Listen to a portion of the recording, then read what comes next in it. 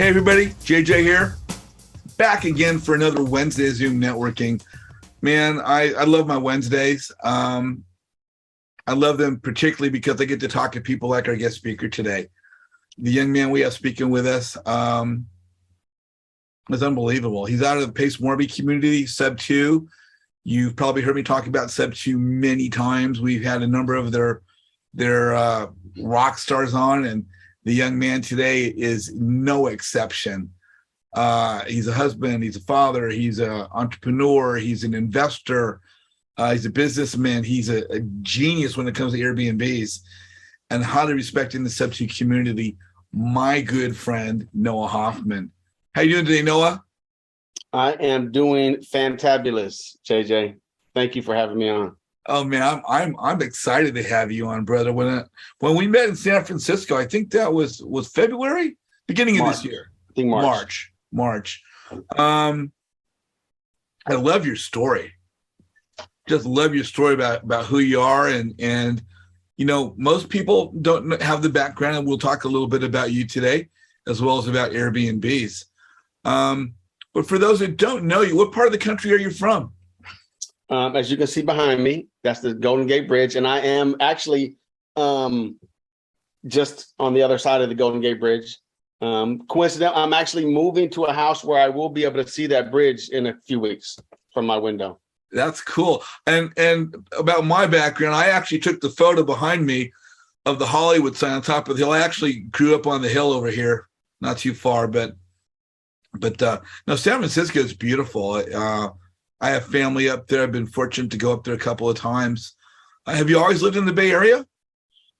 I have. Since I was a baby. I was born in Tennessee.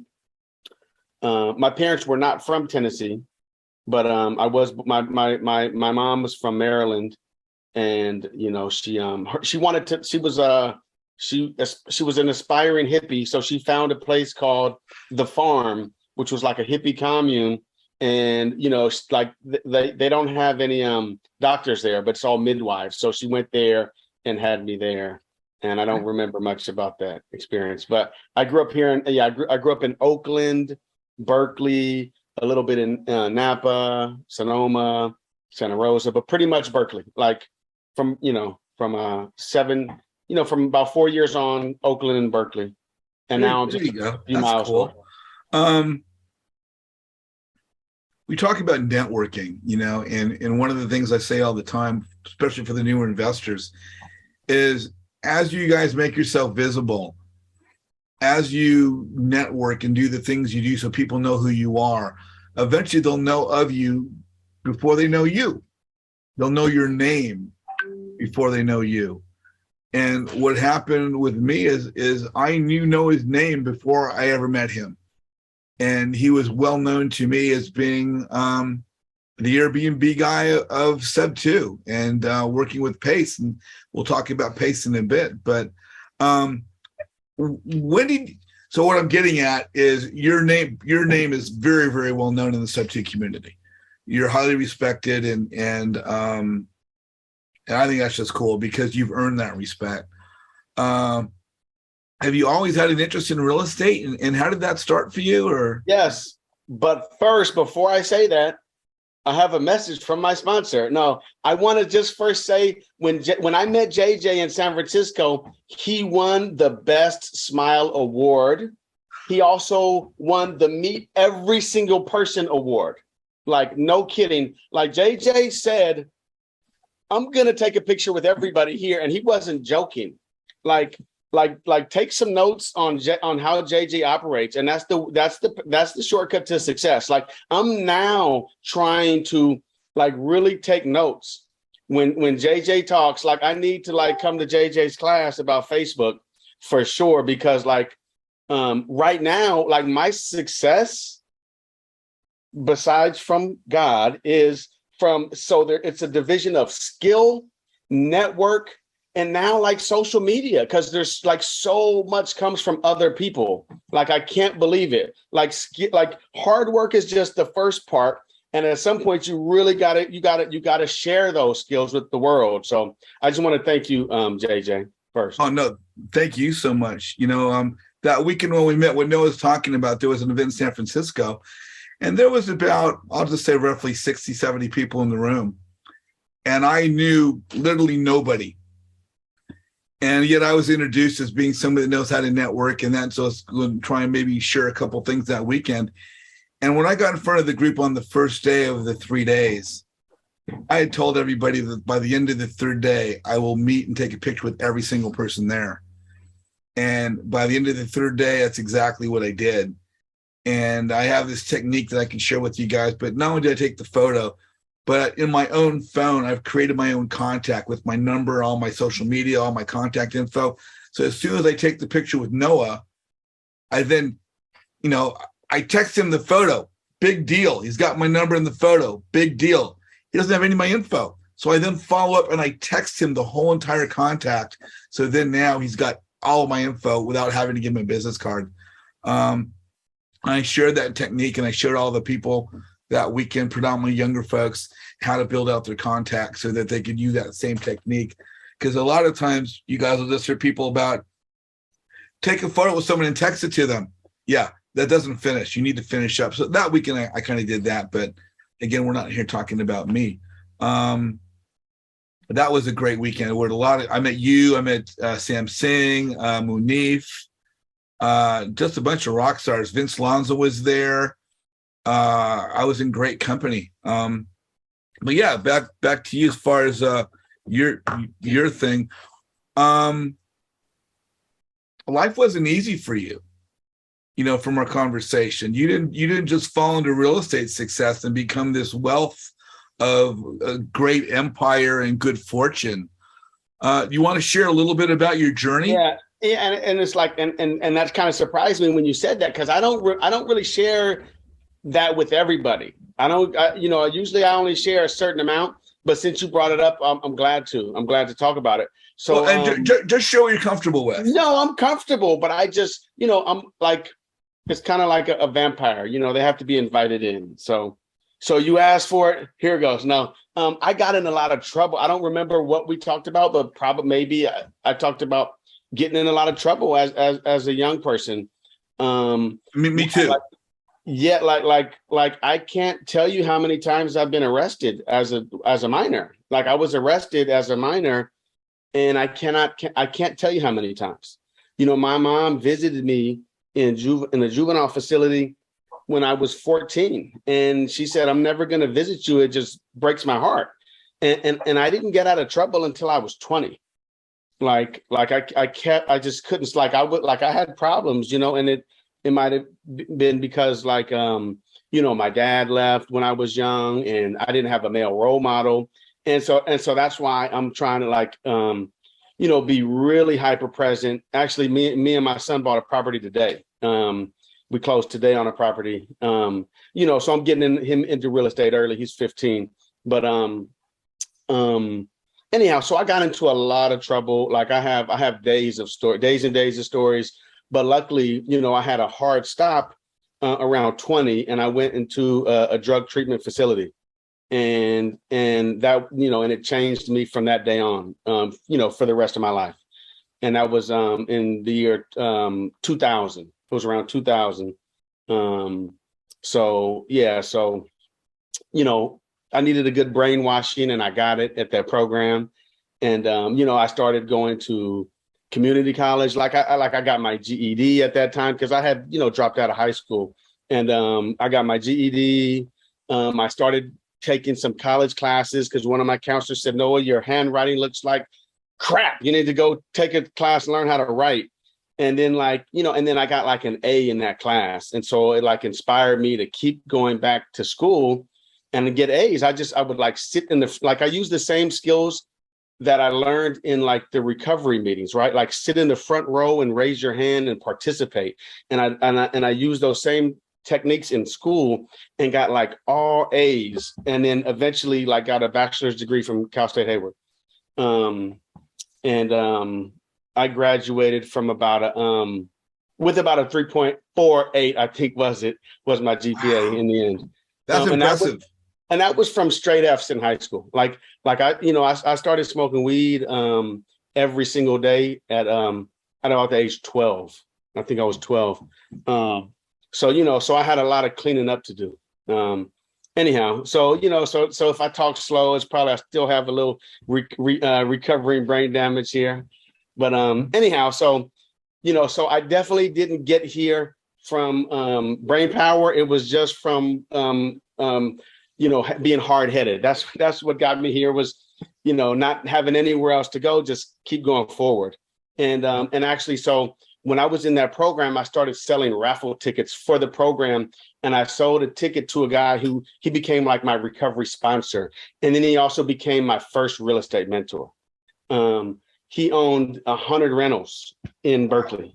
And I started doing favors for him at his properties and he, running errands and helping him out. But he didn't really need me. He needed carpenters and plumbers. There was really no place for me in his world as far as like work wise. But eventually he had a vacant studio and Airbnb had just been invented around that time in 2012, a few years after, it was still pretty small, but growing fast. And I said, hey, let's furnish it and put it on Airbnb and let me manage it for you. So I had to like be a squeaky wheel and say, let me manage it and make a percentage. And he said, okay. And so I started managing that property and guests started coming and they just never stopped coming. And they would tell me what they needed. Hey, I want a blender. I want this. I want that. So that the guests taught me how to be a good host. And the main thing was just be present or be available when they call. And so, that was in 2012. So it's just past 10 years now. I've been hosting on Airbnb ever since. Now I'm managing close to about 60 units. And thank you, Zasha. Zasha gave me a shout out there. I'm working with Zasha at one of her properties in Maui. And by the way, we got your new bed installed today and we sold the sofa bed yesterday, all in the nick of time. Anyhow, so I started managing 2, 3, 4, 5 properties for him.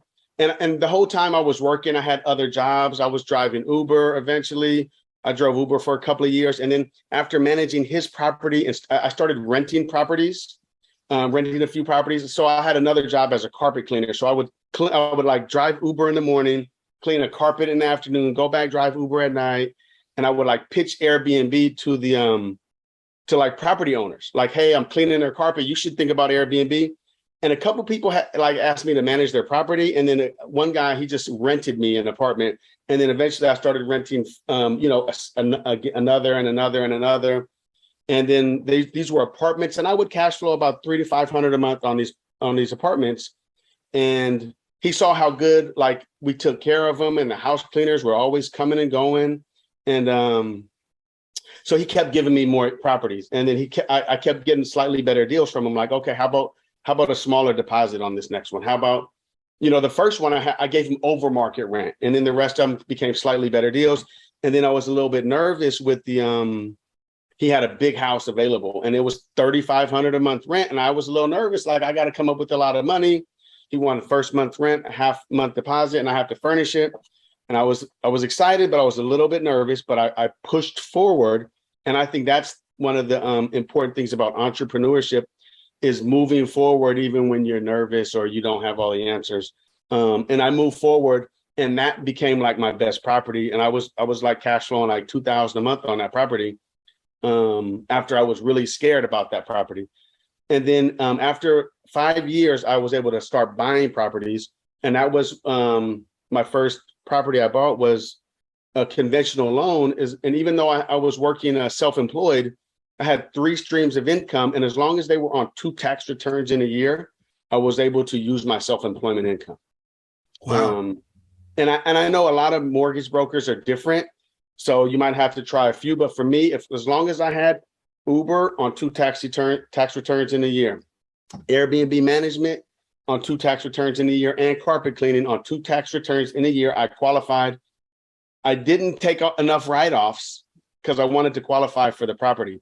So, I was like, so basically the IRS was one of my first private money lenders. I owed the IRS 10 grand and they just put me on a payment plan, right? Because I didn't have enough money to pay those taxes. And they put me on a payment plan and I got my first duplex here in Richmond, California. A year later, I got a property in Fresno. I kind of discovered Fresno, California, which is 3 hours south. So it made the same amount of like revenue as the Airbnb in Richmond, but it cost half as much. So the property cost half as much. So it was like out of state prices, but here in California, but the Airbnb rates were high. And it was the demand for job. It was like a lot of jobs in Fresno for some reason. So Fresno became like my secret gold mine. Don't tell anybody. It was like, and then so I bought my second property there and I built an ADU behind it. It already had kind of a detached garage with it was called an art studio. So I just had to finish building it out. And I met a guy, and this is a quick tip here is how to find the right person to help you build something. I was looking on Yelp for contractors and they were giving me really high numbers. Like I didn't have the money for that. They wanted 70,000. And then I said, let me just look on Craigslist and let me just separate by trade. Like, let me look for, and I don't know why I said, let me look for drywall. Let me look for a drywall guy, because he probably will know the guy who comes before him, like the framer or carpenter, and the guy who comes after him, the painter. So I looked for drywall and I found someone. He was like, oh yeah, my son is a retired contractor or carpenter. He can do it all for you. And so I met this guy named Dale, and he built my first ADU. And then a year later, which is 2020, I bought my third property and I built 2 more ADUs on that property. And I put a trailer on that property. And by that time I started managing for other people. And that was around the time I said, you know what, there's got to be a better way to buy property besides 1 per year with a conventional loan. So I said, I've heard about this wholesaling thing. So I looked up meetup.com. I was looking for a wholesale group, but I wanted to find one in Fresno, not in the Bay Area. I wanted to, find it where I like to buy. And so I heard about this guy named Stratton Brown had a wholesale meetup, and I went out there.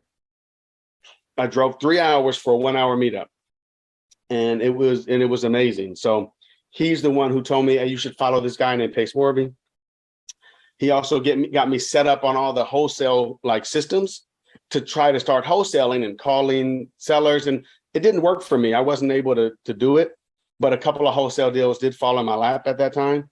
I got lucky when Pace came to town, because he overheard me talking about Airbnb. He said, hey, do you want to manage one of my AirbNBs? I was like, he's like, it's in Vegas.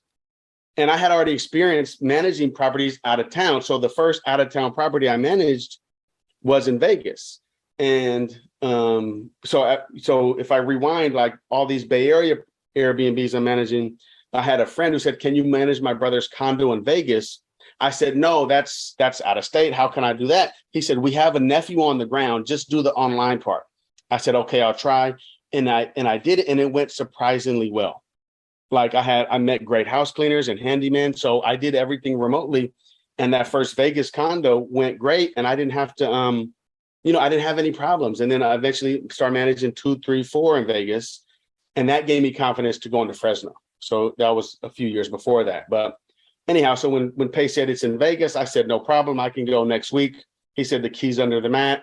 He texted me the address, and that was it.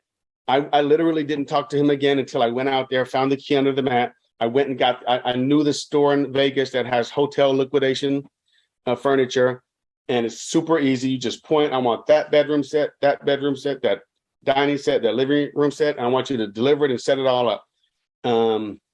So I got him like this price list, and then he wasn't answering the phone. I was like, uh-oh. And then finally he got back to me and like wired the money to get it done. And that first Airbnb I managed for him, on the first day it went live, somebody booked it. A woman booked it for a whole month, and she ended up extending 8 months in a row. And so Pace was super happy because he made about double the normal rent rate. So then I just, I was in, Pace's favor. He was super happy. He started giving me more properties to manage for him. The next one was in Phoenix. That one went great. And a lot of the properties he thought wouldn't do that great, they went great, like the smaller ones. But then some of the ones he thought were going to go better, like the huge fancy ones, didn't go as well.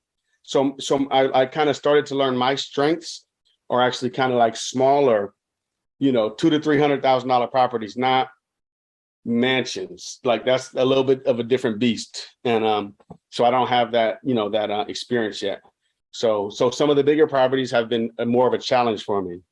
So when I got into sub two, I started partnering with other guys. I wasn't able to find my own deals, but other people started bringing deals. Hey, I got a sub two, let's partner on it. So I started partnering with different people on a bunch of sub two and creative deals. Not, the first year I partnered with a few properties.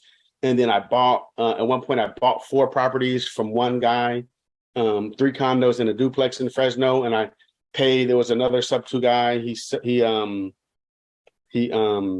I paid him an assignment fee and I financed that assignment fee. Those 4 properties might've been the best deal I've gotten to date yet. That was 10 grand down for 4 properties. And those were all about 2% interest, amortized on 15-year loans. So in 15 years, I'll have $1 million. This small package will be all paid off in 15 years, even if I just broke even, because they all came with Section 8 tenants. But as they move out, I'm replacing them turn them into short-term rentals as the guests slowly move, or the tenants move out. Anyhow, so that was amazing. And I started managing for more people. I've done some partnership stuff with a few other people here in the chat, like my good friend Christine Okada. She's also in Hawaii. People message me a lot. Recently, LJ and Mike Sherry messaged me, and those guys seem really genuine and helpful. And I love it when people message me, and we can find a way to work together. Yeah. So anyhow, so now I'm managing close to about 60 properties, and me and Munif, actually Tracy and Pace partnered on, and we got some investors, and we bought 20 units in Pensacola, Florida. So that was the other thing, the kind of magic door that opened was private money. So now, and actually that very first real estate mentor that I met 20 years ago, he's my biggest private money lender now. But he had to see that I'm doing business with other people. He just started lending me on a lot of deals just last year after he saw me get into sub two and willing to get in, and fall on my face a few times and do work and get deals done. And then he's like, "Oh, you're doing deals with them? Well, what about me?" I'm like, "I have a spot for you too." So he's lending me deal. And actually we're paying off the first loan. He funded 110% of a deal I bought in Fresno, April 2021. I bought a property. I'm just refinancing it now. He'll be paid off all of his money. It went up from 200 to 300,000. It appraised. I actually had to dispute and rebut the appraisal.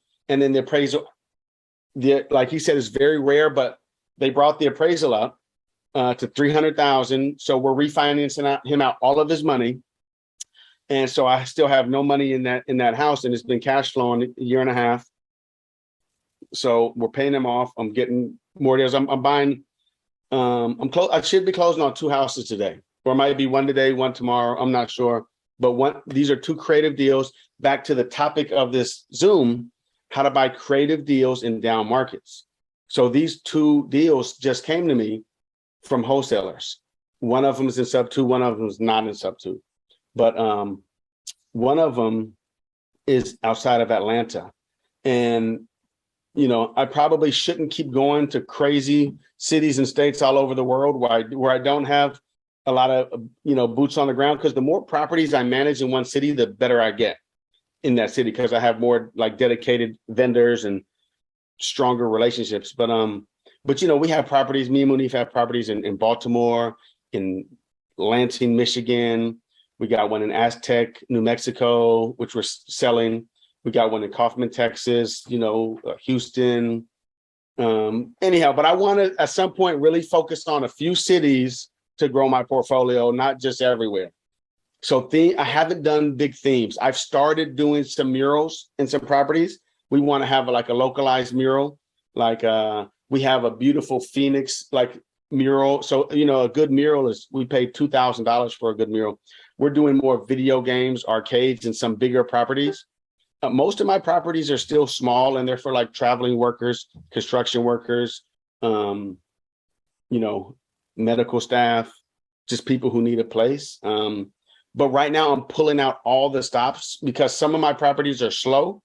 So for 1 year, I tested other platforms besides Airbnb. So you have HomeAway, VRBO, Booking.com, Expedia Vacation Rentals. So for 1 year, I tested all those at the same time through a channel manager. So the channel manager I use right now is called HostAway. So HostAway is a software, and you can sync.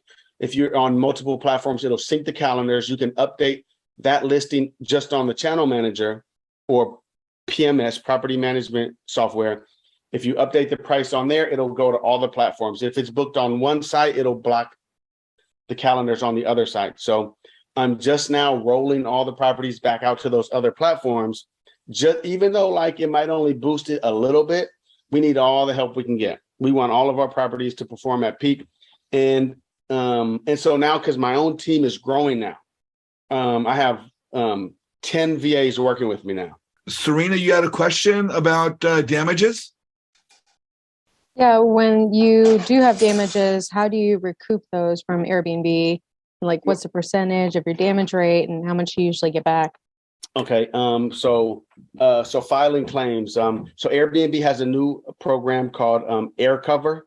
It used to be they just renamed it. It used to be called like the host protection program or something. But basically, anytime there's damage, even if it's really small, even if it's just an extra cleaning fee, Airbnb loves photos and documentation, and they love you have to communicate through the Airbnb message thread. Even though sometimes you might text or call, you want to put all evidence in the thread. And so a lot of times if I see any damage, I'll ask the guest, "Hey, what happened? Something broke." And I'll kind of give them a chance to admit it in the message thread first. And then I say, "Okay, no problem. We know accidents happen. We're going to send you a request for X amount of dollars to cover it." Even if it's like they put makeup on our sheets, we might request $20, $40. I don't request any amounts under $20 because it feels petty. I would rather get a good review. But right. So I've done hundreds of claims. There's a process. You just click request money, and you add photos and descriptions of what happened. And the guest has 72 hours to respond. They can either accept the payment or decline. If they decline, or if they don't answer in 72 hours, then you click another button that says escalate to Airbnb. And if you escalate it, then Airbnb will call both sides and get your sides of the story, and then they will make a decision. Now, just recently, I filed my first claim for over $10,000.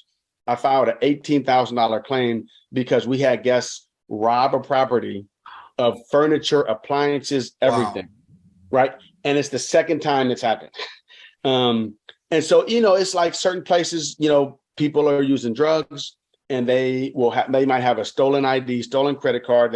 Then they just wipe out your property. It's only happened twice in 10 years. And the first time I got everything reimbursed. So anytime it used to be $1,000. Now, if you get stuff stolen over $300 of value, Airbnb wants you to file a police report first. And whatever you report to the police, Airbnb will honor. Wow.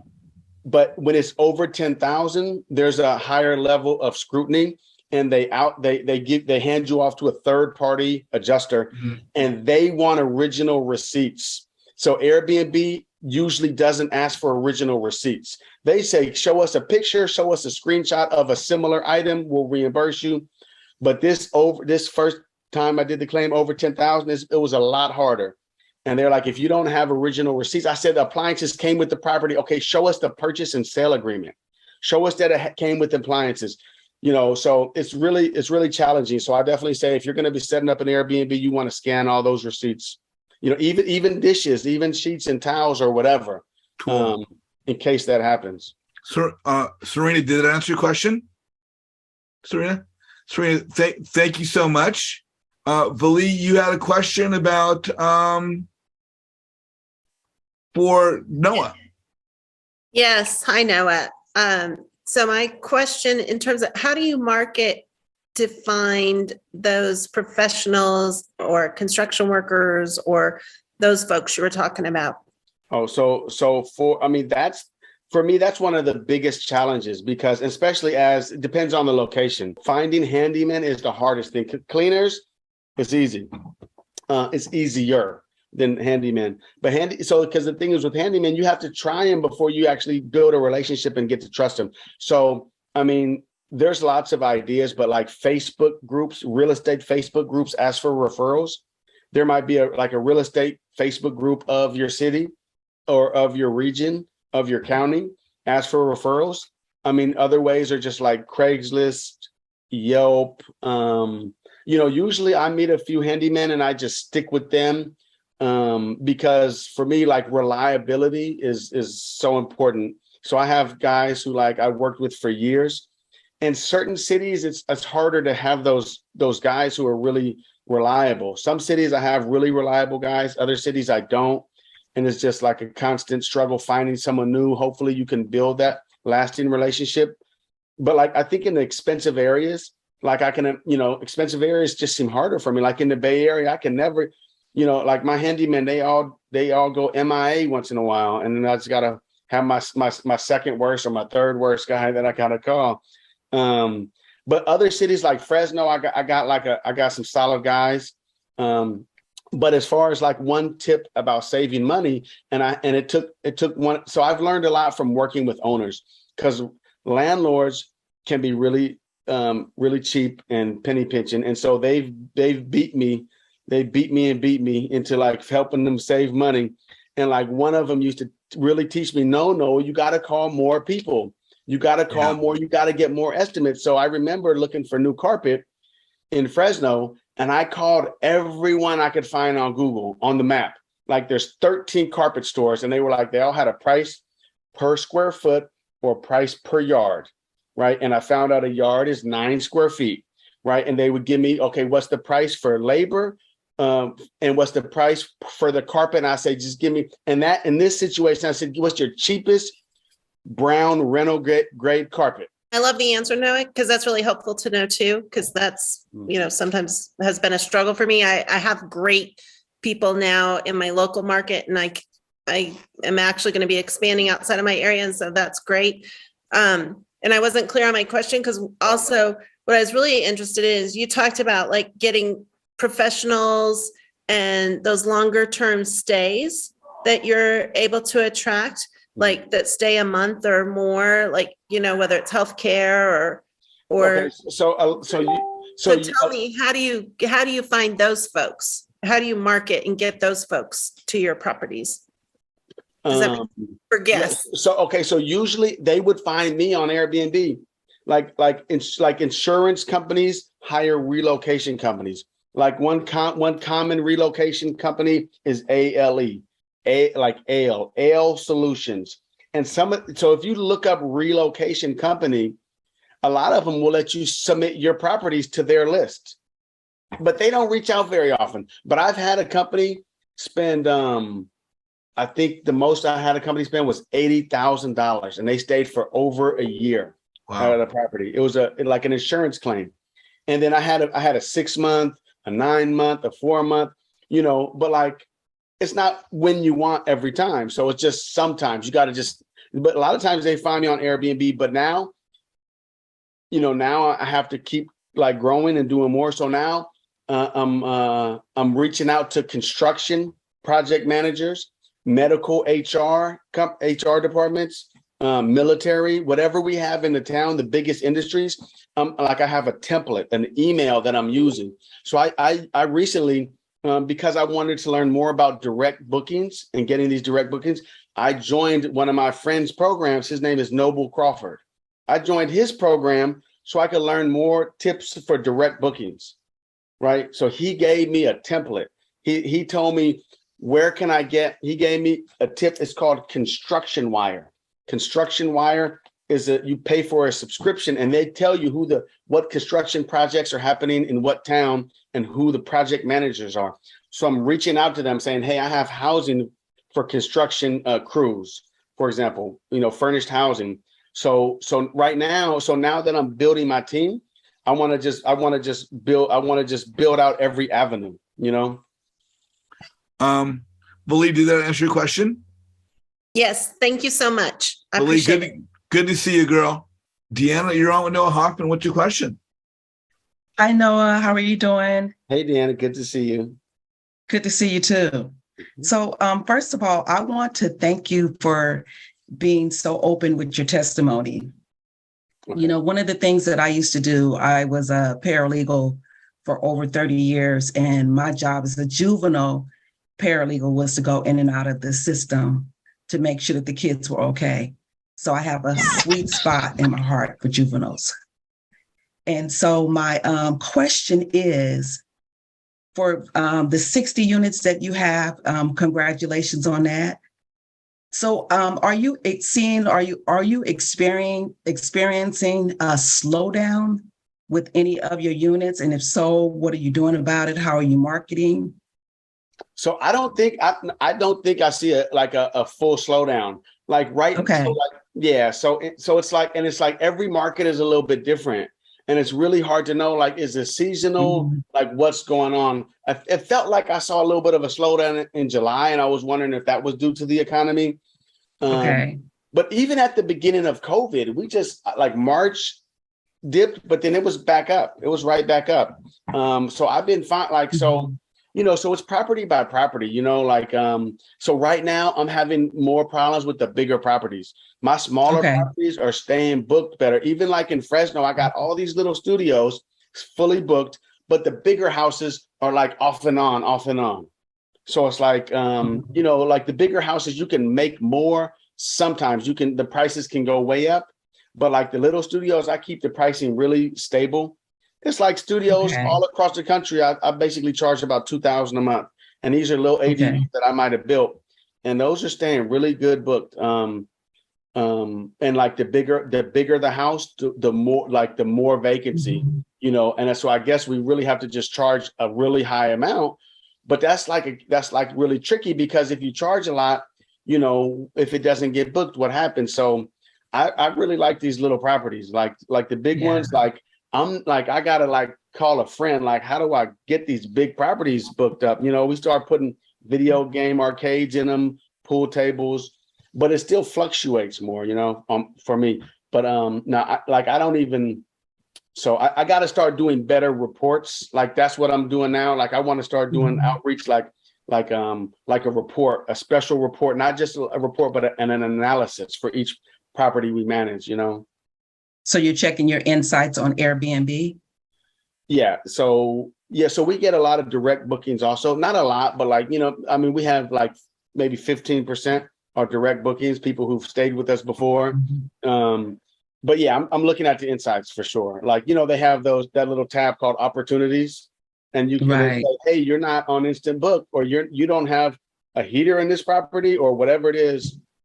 So I'm trying to revamp all the SEO, the listing descriptions.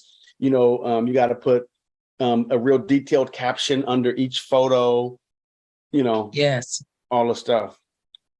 Yes, most definitely. Well, thank you so much. I've just been asking you, I wanted to ask you that question, and I've been asking other people because I just launched mine, and I'm starting to see a bit of a slowdown right now. So I've changed some of my pictures and put captions and changed some stuff around. In LA area? No, I actually did not purchase in LA. I purchased in Gulfport, Mississippi, about 1 block from the beach. Oh, wow. Mm-hmm. And is that a big property? Well, kind of, sort of. It's a 3-bedroom, 3-bath townhouse. Mm-hmm. I would say if it's near the beach, I would say, are you using Price Labs? Price Labs. It's on Airbnb, VRBO, Booking.com, you name it. Well, I think properties by the beach, maybe when it's peak season, you got to really let those prices go way up there to make up for the slow seasons, you know? Right. True. I agree. Well, thank you so much. Sure. Cassandra Johnson, you are on with Noah Hoffman. What is your question? Awesome. Yeah. And thank you, Noah, for being here and answering all these questions. It's so cool. So just to clarify, you had mentioned Price Labs. I assume you're using that across all your listings. I am. Okay, cool. I do have two questions. One, because I just have my Airbnb arbitrage in my local market and I self-manage. How are you vetting and setting expectations for your boots on the ground in like other areas?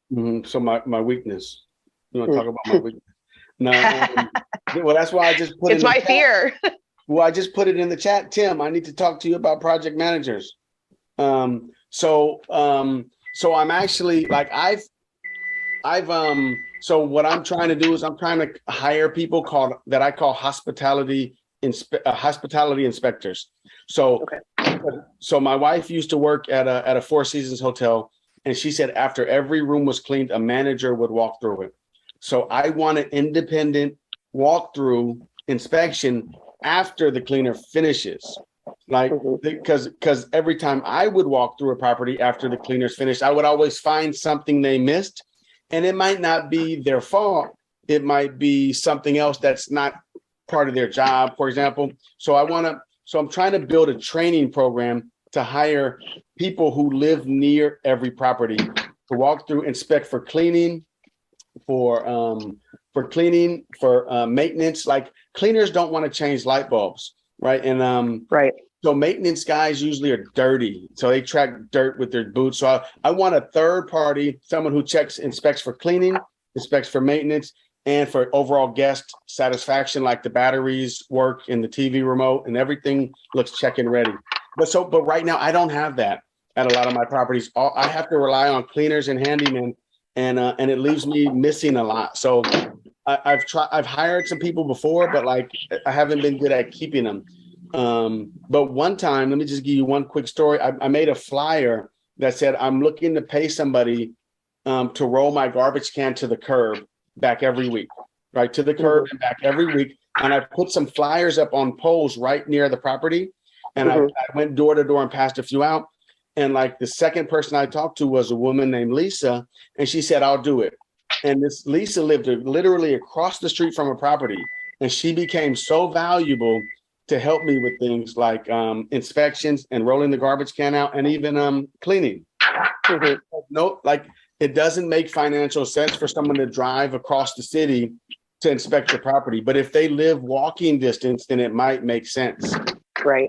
So anyhow, so right now, so this is what I envision for the future. I'm building some training. I've done some walkthrough videos on inspections, how I want them done, but it's not done. At one point, I kind of put the cart before the horse and put up some job ads for inspectors, and tons of people applied, and I didn't have the bandwidth to interview, train them, and I didn't have the bandwidth to interview, train them, manage them, pay them. So I just wasn't able to move forward. So now I'm working on the training first, and then I'm going to hire them and have someone else manage them. So I don't have that now. So I'm just kind of doing the best I can with my cleaners and my handyman.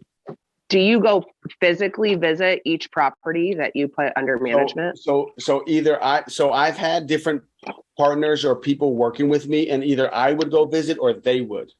So, but I do want to visit all. I haven't visited every single one, but I visited most of them, or like had someone else do it. Okay, cool. My last question is, seeing as you manage a lot of properties for a lot of different people, I'm assuming, or do you not? A handful, like so I might have part ownership in about a third of the properties I manage.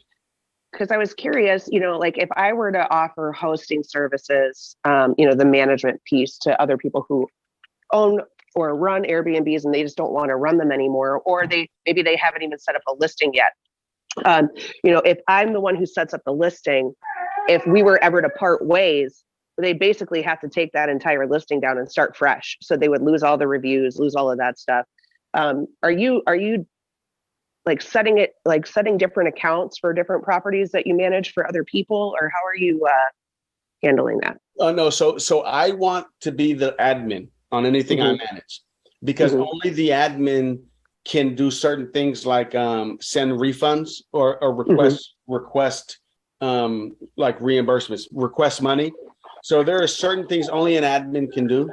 So I insist to be the ad. So there's been some properties where I wasn't the admin, I was the co-host.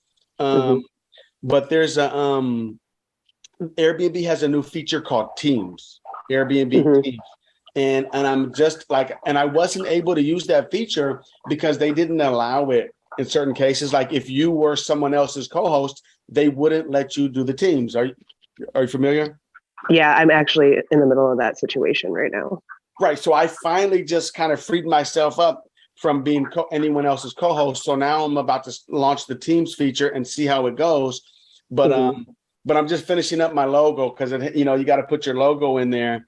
And I'm okay. I don't know if I can change my logo. I'm sure I could, but I'm waiting till I get my new logo and to start the Teams feature. Yeah. Okay, cool. Yeah, I think that's the only way you can allow. Is there any other way to allow your bookkeeper to see your transaction, like view only on your transaction history? I mean, no. I mean, so there would. I mean, so your bookkeeper, you could give them a co-host login. Actually, can the co-host? I think a co-host can see transaction history. I think they can now. That's a new feature that they can now. Right, but I just don't think that they can export it into like a CSV file. But in my personal experience, like the people I work with, once they work with me for a few months, I just trust them. Like the deeper I get into business, the more I just have to trust people. It's like, and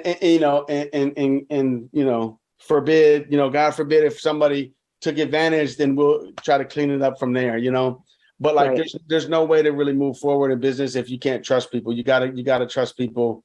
Because just like you try to trust your Uber driver to not kill you on the way to the airport, you got to trust people, or else you can't. It's hard to get very far in business doing it all by yourself. Right on. Okay, well, good to know. So is that one of the things that you're transparent about with somebody? Like, hey, if I set up this listing for you, if we were to part ways, you would need to recreate a new listing. You would not be able to just take it over. Well,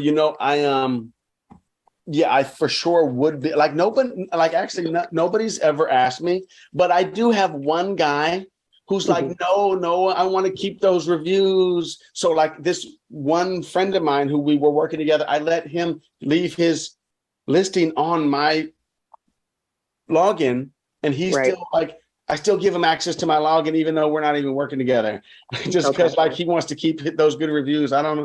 Yeah. So it's good to be transparent about that in the beginning. But but it's not so bad starting over. Yeah, you might lose a few good reviews, but you might lose some bad reviews too. Right. No doubt. Awesome. Well, thank you so much. That was really helpful. I appreciate you. Corey Cheney, you're on with Noah Hoffman. What's your question? Hey, Noah. So I'm a wholesaler out here in North Carolina. And I know that you had mentioned previously about buying some properties, doing like a creative finance type situation from a wholesaler. Absolutely. And I was just curious, how did y'all structure those type of deals? Because again, I'm a wholesaler out here, but I'm just getting started. I've done a couple of deals so far, but I haven't done anything with a creative finance type situation involved. So for sure, yeah, absolutely. So I can. So like you might already know. I don't know. It sounds like maybe not. I don't know. But basically, if a seller like wants more money than you're able to pay as a wholesaler, right? As a wholesaler, you can only offer a certain amount so that you can make a fee and the flipper can make a profit. So if the seller wants more money, then you could say, well, do you have an existing loan? I can take over your loan, right? You know that part? Like if they have a mortgage and they're paying $900 a month on their mortgage, say, look, leave your mortgage in place. I'll give you your price. You want to walk with X amount of thousands? I'll give that to you and take over your mortgage. And then someone like me will buy that deal and I'll take over that mortgage. And we just leave the mortgage in his name. Mm-hmm. We still can do the deal, right? And the deed gets transferred to me, but we keep the mortgage in the seller's name. And for X number of years, it might be for the life of the loan, or we might have a 5 or 10 year balloon. And either I pay one lump sum, and I'm doing that right now on 2 deals. and then we pay monthly. So I manage one property in Fayetteville, North Carolina also. But I would rather look in the bigger cities like Charlotte, I think. So I definitely would buy creative deals in the bigger cities.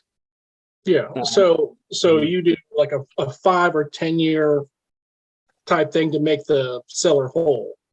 Right. Correct. So is the seller, the seller, I mean, usually a seller is going to, most sellers, 99% of sellers, they rather sell for all cash, get their money now and ride off into the sunset.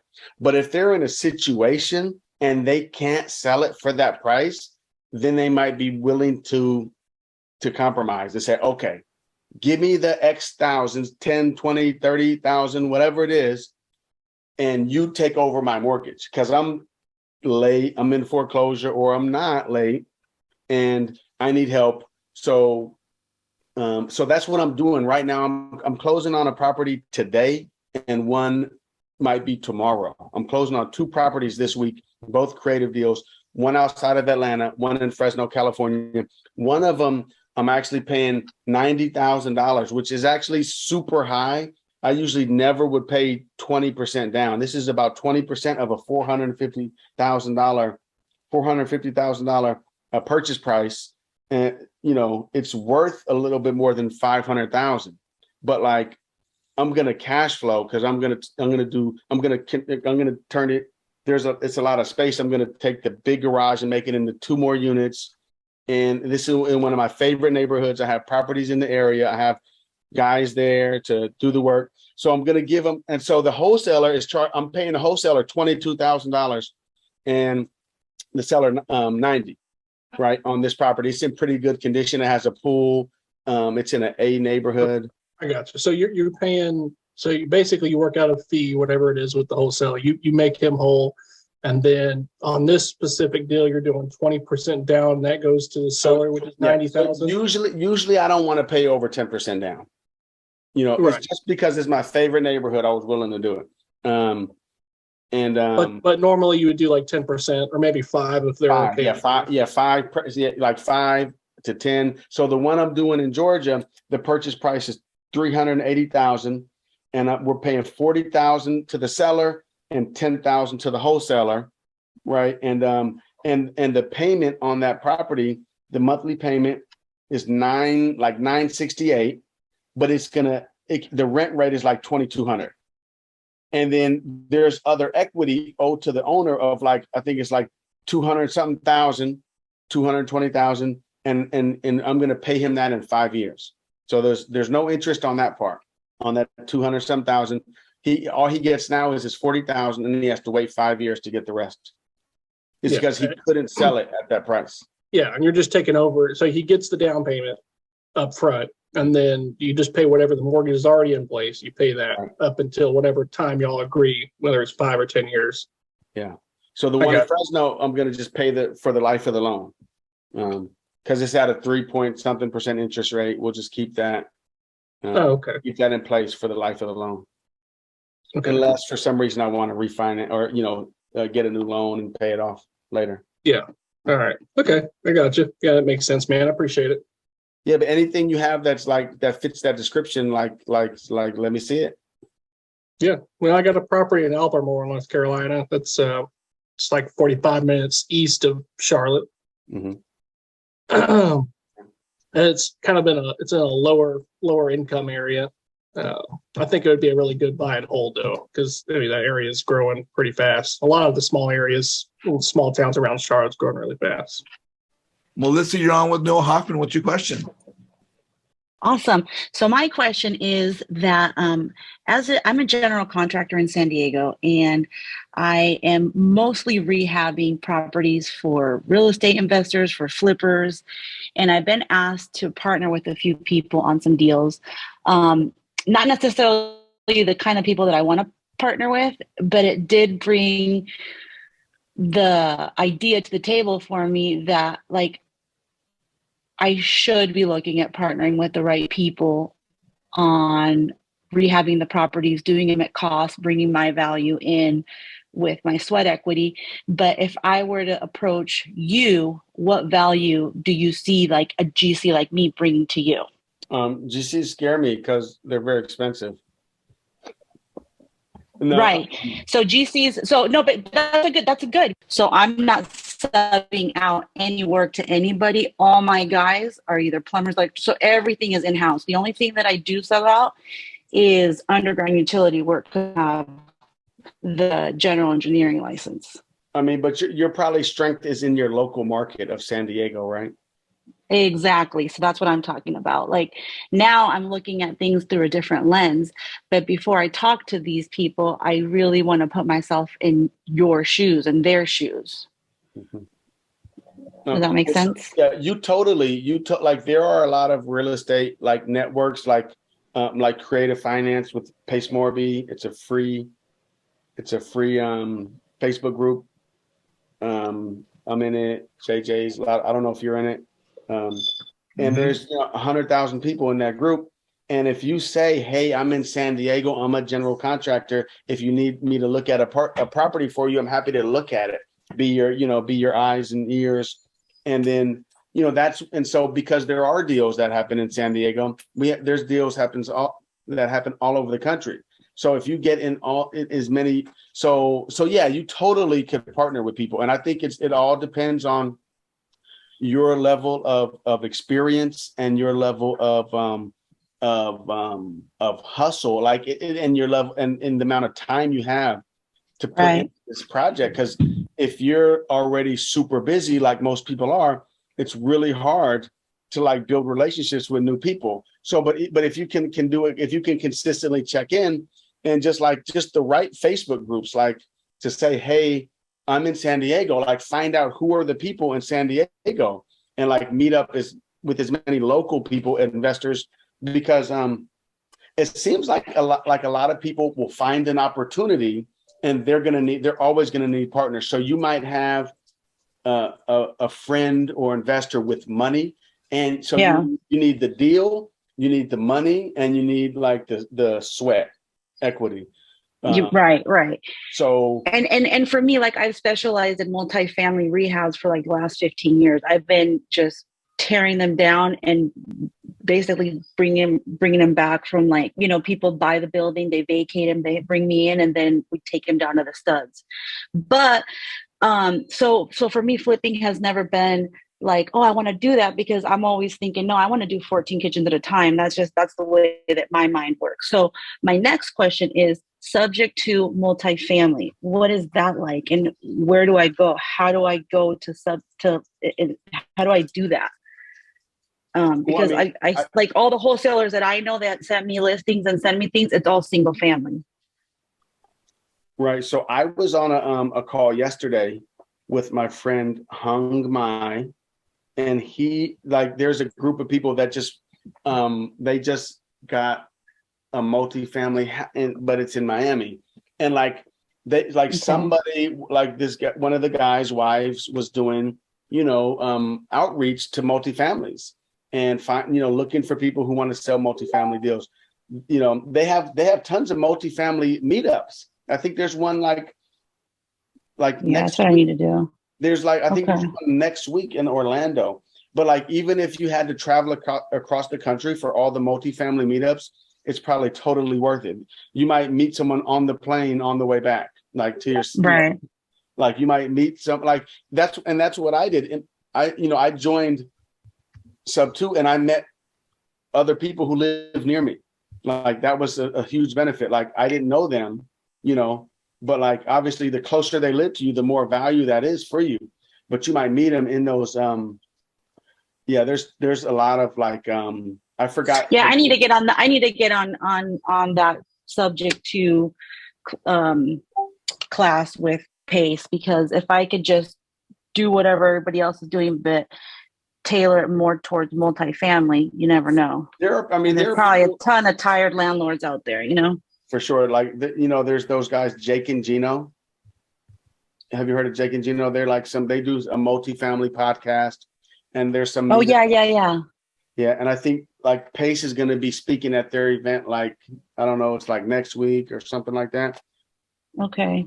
but for sure, like, but I mean, I think you should talk to all the single family and multifamily investors. Just the more people you talk to, just like you're doing right now, for sure. Right on. Thank you. Okay.